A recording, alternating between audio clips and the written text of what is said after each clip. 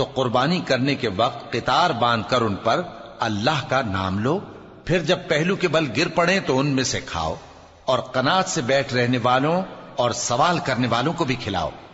اس طرح ہم نے ان کو تمہارے زیر فرمان کر دیا ہے تاکہ تم شکر کرو۔ اللہ تک نہ ان کا گوشت پہنچتا ہے اور نہ خون، بلکہ اس تک تمہاری پرہیزگاری پہنچتی ہے۔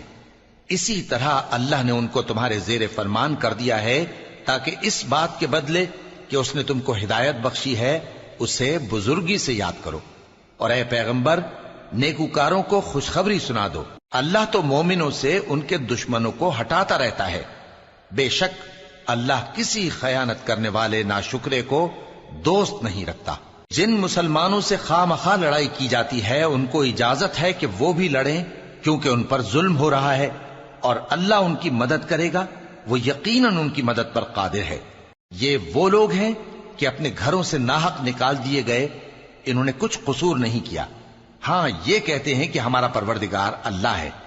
اور اگر اللہ لوگوں کو ایک دوسرے سے نہ ہٹاتا رہتا تو خانقاہیں اور گرجے اور یہودیوں کے عبادت خانے اور مسلمانوں کی مسجدیں جن میں اللہ کا کثرت سے ذکر کیا جاتا ہے گرائی جا چکی ہوتی۔